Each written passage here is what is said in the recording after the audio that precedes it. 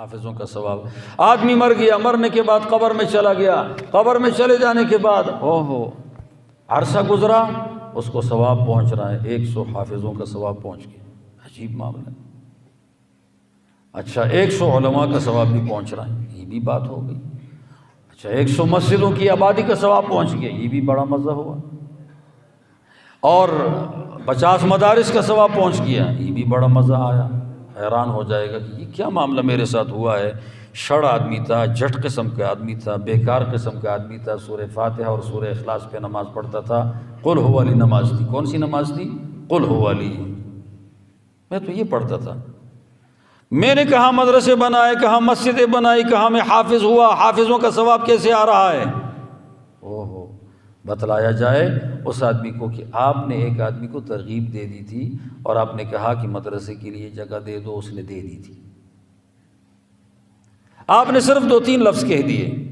اچھا پھر آگے کوئی اور آدمی آ گیا، اس نے مدرسے کے اندر کوئی جگہ بنا دی، کوئی اور آ گیا تو طلباء کے خرچے سے میں لے لیے، کوئی اور آ گیا تو پنکھے لگا لیے، کوئی اور آ گیا تو بیت الخلاء بنا دی۔ ہمارے اکثر لوگ سمجھتے کہ کھلانے میں ثواب ہے، بیت الخلاء میں نہیں ہے۔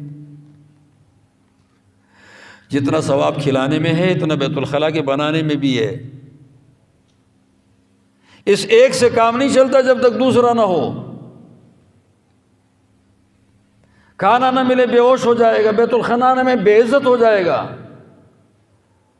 وہ تو ضروری ہے، اس میں بھی اسی طرح ثواب ہے۔ وہ تو آپ رائے خدا میں دو تو ثواب ہر شق میں ہے، ہر حصے میں ہے۔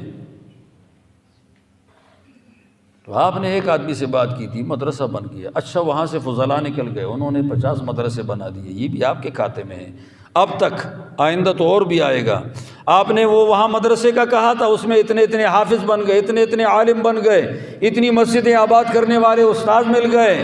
جہاں لوگ نمازیں پڑھاتے تھے علاقائی قرات میں، علاقائی قرات اپنی اپنی ہوتی ہے نا، گوجری کی اپنی ہے، پشتو کی اپنی ہے، ہندکو کی اپنی ہے، پنجابی کی اپنی ہے۔ علاقائی قرات میں تو نماز نہیں ہوتی۔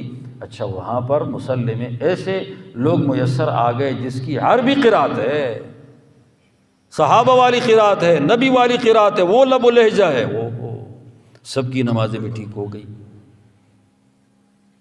اتنا بڑا فائدہ ہو گیا۔ اچھا یہ آپ کا اب تک ہے، آئندہ کا پارسل اور آ رہا ہے۔ یہ اب تک کا پارسل ہے۔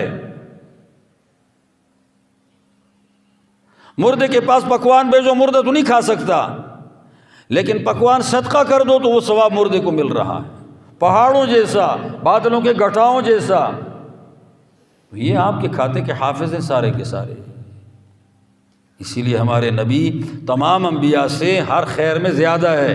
وجہ یہ ہے کہ نبی کے امت کے اندر اس طرح کی ہستیاں ہر زمانے میں موجود ہیں جو دین کو زندہ رکھنے، بڑھانے اور آگے کرنے کی کوششیں کر رہے ہیں، ہر میدان میں کر رہے ہیں۔ اللہ نے اس نبی کی خیروں کو اس لیے بڑھا دیا کہ اس نبی کے امتی پیچھے پارسل جا رہا ہے، زبردست پارسل جا رہا ہے، اور ابتدائی محنت تو حضور کی ہے، تو یہ پارسل جا رہا ہے۔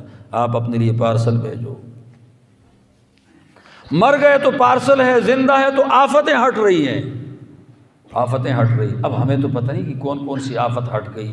اگر وہ آتی اور ہمیں تباہ کرتی پھر پتہ چلتا کہ یہ آفت ہے جو آپ کے 10 روپے سے گئی ہے، اور اس 10 روپے اگر آپ نہ دیتے تو آپ کے اوپر یہ آفت آ جاتی، آپ کے گھر کو کچل کے ختم کر دیتی، گھر منہدم ہو جاتا، بجلی کی تاروں میں آگ لگ جاتی۔ خدا تعالیٰ نے اس صدقے سے اس مصیبت سے تمہیں بچایا ہے۔ وہ ہمیں مصیبتیں نظر نہیں آتی تو ہم کہتے ہیں کہ فائدہ ہویا، وہ مصیبتیں اگر سامنے آ جائے پھر پتہ چل جائے گا بہت بڑا فائدہ ہو گیا، بہت بڑا فائدہ ہوا۔ یہ کوشش کر لیا کریں۔